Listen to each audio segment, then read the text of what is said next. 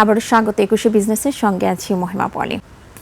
কোরবানির ঈদ সামনে রেখে ব্রাহ্মণবাড়িয়ার কসবা সীমান্ত জুড়ে আবারও সক্রিয় ভারতীয় গরু চোরাচালান চক্র।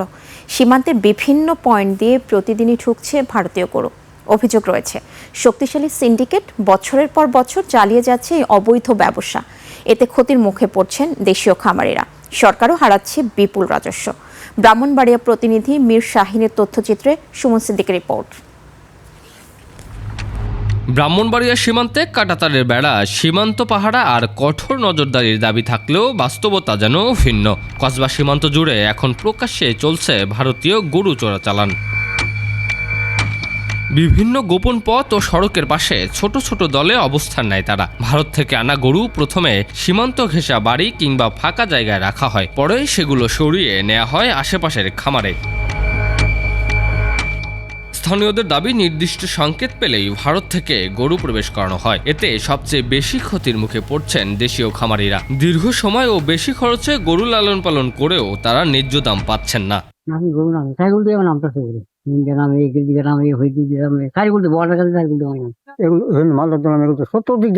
বাড়ি ঘরের ভিতরে রাখে, আশেপাশে না রাখে এরা যেমনে পারে এমনি পাস করে। ইন্ডিয়ার গরু না নামলে আমরা মানে দুই পয়সা পাইতেছি, আর ইন্ডিয়ার গরু নামলে তো আমরা 2 পয়সা পাইতেছি না। কাস্টমস কর্মকর্তা জানান, অবৈধভাবে যেসব গরু সীমান্তের উপর থেকে আসে, বিজিবি মাঝে মাঝে কিছু গরু আটক করে, পরে তা নিলামে বিক্রি করা হয়। অবৈধভাবে যে গরুগুলো আসে মাঝে মাঝে হচ্ছে বিজিবির কাছে কিছু গরু ধরা পড়ে, সেগুলো হচ্ছে আমাদের কাস্টম গুদামে জমা করা হয়। জমা করা গরুগুলো হচ্ছে প্রকাশ্য নিলাম করা হয়। তো সেক্ষেত্রে হচ্ছে গরুগুলো কিছু রাজস্ব মানে নিলাম থেকে যে টাকাটা আসবে সেই রাজস্বটা সরকার পায়। প্রশাসন বলছে, করিডোর বন্ধ হওয়ার পর অবৈধ পথই এখন চোরাকারবারিদের প্রধান ভরসা। ষাট বিজিবির দায়িত্বে আছেন ওই সীমান্তে ওনাদের অংশটুকুতে যেখান দিয়ে গরু পাচার বেশি হয়, সেখানে একেবারে গরু যেন ইন্ডিয়া থেকে কাঁটাতার অথবা সীমান্ত পার না হতে পারে, এই বিষয়টা ওনারা নিশ্চিত করবেন, আমাদেরকে বলে গেছে। তবে চোরাচালানের অভিযোগ নিয়ে বক্তব্য জানতে বিজিবি কর্মকর্তাদের সঙ্গে বারবার যোগাযোগের চেষ্টা করেও কোনো সাড়া পাওয়া যায়নি।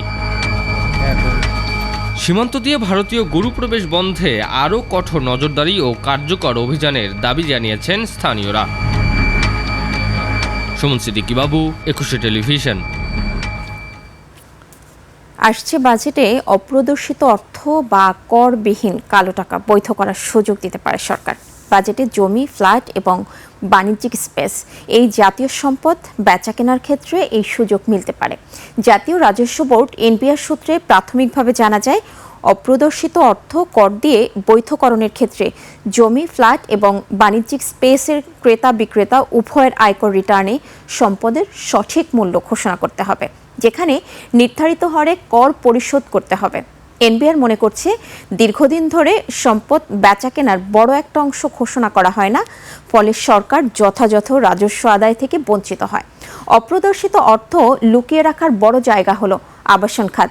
এর মূল কারণ হলো মৌজা মূল্য ও প্রকৃত মূল্যের পার্থক্য। সম্পদ বিক্রির ক্ষেত্রে রেজিস্ট্রেশন করার সময় বড় অঙ্কের লেনদেন সম্পূর্ণ নগদ বা অনানুষ্ঠানিক উপায়ে হয়, যা অর্থনীতিতে সরাসরি কালো টাকা হিসেবেই থেকে যায়। 2 দিনের ব্যবধানে দেশের বাজারে সোনার দাম কিছুটা কমেছে। এ দফায় ভরিতে কমেছে সর্বোচ্চ 2158 টাকা। স্বর্ণের নতুন দাম কার্যকর হওয়ায় দেশের বাজারে ভালো মানের অর্থাৎ 22 ক্যারেটের প্রতি ভরি সোনার দাম কমে নেমে এসেছে 2,35,963 টাকায়। এছাড়া 21 ক্যারেটের দাম 2,25,232 টাকা, 18 ক্যারেটের দাম 1,93,039 টাকা ও সনাতন পদ্ধতির সোনার ভরির দাম 1,57,231 টাকা নির্ধারণ করা হয়েছে।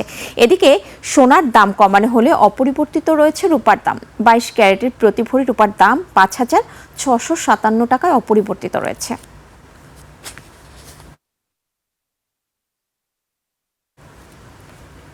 ঈদুল আজহা উপলক্ষে অতিরিক্ত যাত্রী সেবা নিশ্চিত করতে বাড়ানো হচ্ছে ট্রেনের কোচ সংখ্যা। আর সেই প্রস্তুতির কেন্দ্রবিন্দুতে এখন সৈয়দপুর রেলওয়ে কারখানা। কাঁচামাল সংকট ও শ্রমিক ঘাটতির মধ্যেও দিনরাত পরিশ্রম করে পুরনো কোচগুলোকে নতুন রূপ দিচ্ছেন শ্রমিকরা। ঈদযাত্রা নির্বিঘ্ন রাখতে কিভাবে চলছে সেই কর্মযজ্ঞ, নীলফামারী প্রতিনিধি নূর আলম বাবুর তথ্য ছবিতে আরও জানাচ্ছেন মাসুম আলিসা। কোথাও ওয়েল্ডিং, কোথাও বডি মেরামত, আবার কোথাও রং করা হচ্ছে পুরনো কোচে।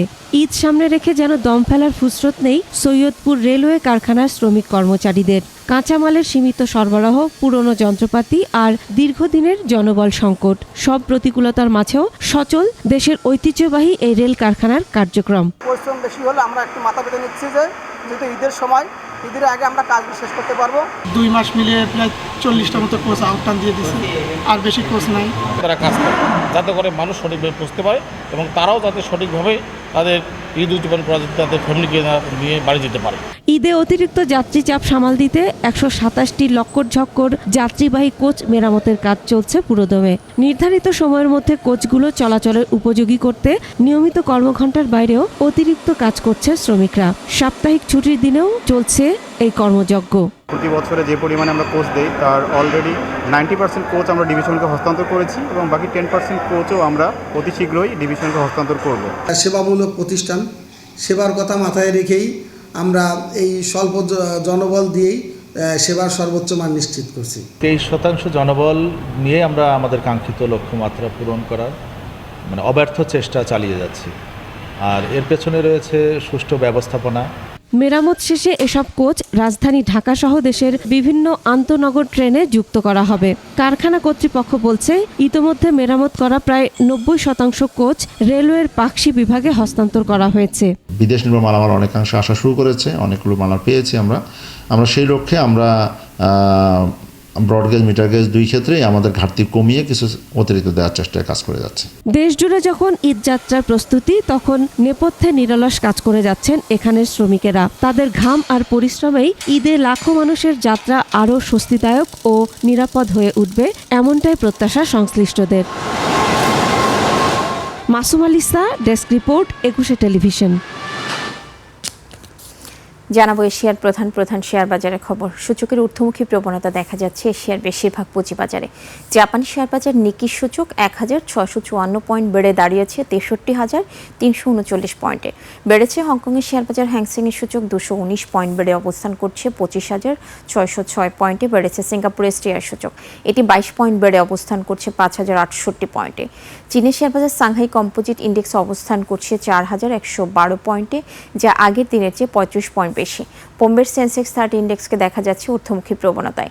সেন্সেক্সের সূচক 231 পয়েন্ট বেড়ে অবস্থান করছে 75,415 পয়েন্টে। বেড়েছে থাইল্যান্ডের থাই স্টক এক্সচেঞ্জের সূচক, এটি 6 পয়েন্ট বেড়ে অবস্থান করছে 1,538 পয়েন্টে। এখন জানিয়ে দিচ্ছি আন্তর্জাতিক বাজারে জ্বালানি তেলের মূল্য পরিস্থিতি। বিশ্ববাজারে জ্বালানি তেলের দাম বেড়েছে। জুলাই 2026 সরবরাহ চুক্তিতে ক্রুড অয়েল ব্রেন্ট ব্যারেল প্রতি বিক্রি হচ্ছে 103.54 সেন্টস ডলারে, যা আগের দিনের চেয়ে প্রতি ব্যারেলে $0.9 বেশি। এবার জানাবো আন্তর্জাতিক বাজারে সোনা ও রূপার দাম। আন্তর্জাতিক বাজারে কমেছে স্বর্ণের দাম। প্রতি আউন্স স্বর্ণ বিক্রি হচ্ছে $4,509, যা আগের দিনের চেয়ে $33.65 কম। বেড়েছে রূপার দাম। প্রতি আউন্স রূপা বিক্রি হচ্ছে $75.54, যা আগের দিবসের তুলনায় $1.13 কম।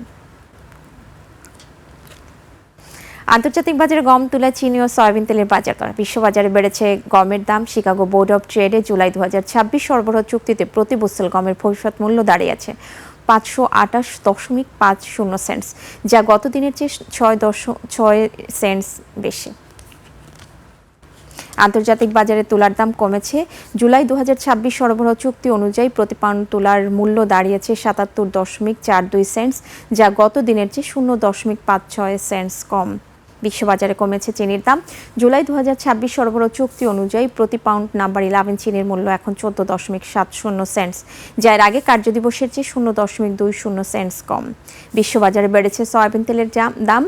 জুলাই 2026 সরবরাহ চুক্তি অনুযায়ী প্রতি পাউন্ড সয়াবিন তেলের মূল্য এখন 73.98 সেন্টস, যা এর আগের কার্যদিবসের চেয়ে 0.11 সেন্টস বেশি।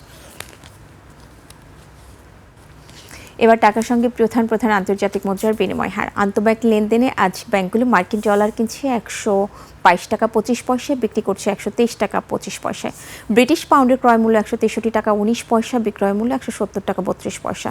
ইউরোর ক্রয় মূল্য 142 টাকা 23 পয়সা, বিক্রি হচ্ছে 147 টাকা 81 পয়সায়। জাপানি ইয়েন ক্রয় হচ্ছে 73 পয়সা আর বিক্রি হচ্ছে 80 পয়সায়। এদিকে ব্যাংকগুলো কানাডিয়ান ডলার কিনছে ৮৮ টাকা ৫ পয়সায়, বিক্রি করছে ৯১ টাকা ২ পয়সায়। ভারতীয় রুপির ক্রয় মূল্য ১ টাকা ২০ পয়সা, বিক্রি হচ্ছে ১ টাকা ৩৬ পয়সায়। সৌদি রিয়ালের ক্রয় মূল্য ৩২ টাকা ৪৭ পয়সা এবং বিক্রয় মূল্য ৩৩ টাকা ২৩ পয়সা। মালয়েশিয়ান রিঙ্গিত ক্রয় হচ্ছে ৩০ টাকা ৬৩ পয়সা এবং আন্তঃব্যাংকে বিক্রি হচ্ছে ৩১ টাকা ৫৫ পয়সায়। দর্শক, এরই সঙ্গে শেষ করছি আজকের ২১শে বিজনেস। আগামীকাল দুপুর ১টায় আবারও ফিরে আসবে ২১শে বিজনেসের নিয়মিত সব আয়োজন নিয়ে। দেখার আমন্ত্রণ রইল। ২১-এর সাথেই থাকুন।